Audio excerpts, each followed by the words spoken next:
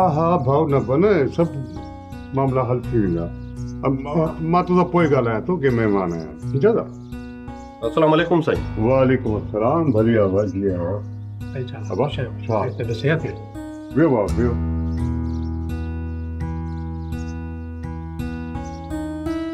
भली आयो जी आयो। अवां वियो अवां लाइ चांहि पाणी जो बंदोबस्तु करे था वठो। न बाबा साईं, असीं तकड़ा आहियूं ऐं वरी वापसि बि वञिणो आहे असां। हा भाउ हाणे ॾियो हाल अहिवाल। केरु मुड़ुसु आयो? आया कीअं आया? मां पुलिस इंस्पेक्टर यासीन आहियां ऐं ही ASI मुमताज़ आहे। वाह ख़ैर त आहे। असां शरीफ़ माण्हू आहियूं। अवां ग़लति जाइ ते आहिया। न साईं न, मूंखे ख़बर आहे त तव्हां इज़तदार माण्हू आहियो, हिन जे करे त असां बग़ैर वर्दी जे आया आहियूं। पीरनि जी हवेलीअ मां हीर गुम थी वई हुई ऐं उन जी एंट्री सालियां कराई ऐं हाणे ॿुधो आहे त हीर बाज़ियाब थी वई आहे। पर अॼु ॾींहं ताईं इहा ख़बर न पइजी सघी आहे त हीर खे अगवा कंहिं कयो हुयो। पीर बख़्श साहब, ख़लीफ़े जो चवणु आहे त हुननि खे हीर पीर जावेद जे कोट तां मिली।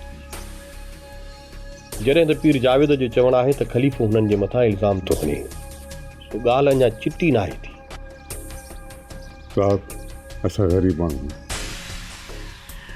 असांजी शइ असां ताईं पहुती ऐं असां वधीक इन झंझट में पवण ई नथा चाहियूं।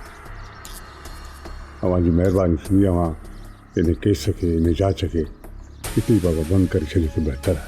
पीर बख़्श, असीं अव्हांखे ज़रे जी बि तकलीफ़ न ॾींदासीं। बसि हिकु दफ़ो रुगो हीर खां तफ़सील पुछण था चाहियूं। बसि सिर्फ़ु असांखे एतिरी इजाज़त ॾियो जो असीं हीर जो बयानु कलमबंद करियूं। इहो त ठीकु आहे पर साईं ॻाल्हि दरअसल। पीर बख़्श, अव्हां कंहिं बि क़िस्म जो उल्को न करियो ऐं असां ते भरोसो करियो। ठीकु आहे साहब, तव्हां मूंखे हिकिड़ो ॿ ॾींहं मोहलत ॾियो। छोकिरी वारा विया आहिनि माइटनि ॾे, उहे जीअं अचनि था मां पुछा गछा करे वठां, पोइ तव्हांखे हाल अहिवाल ॾींदुसि। तव्हां लाइ चांहि जो बंदोबस्तु करे छॾियां। ठीकु आहे।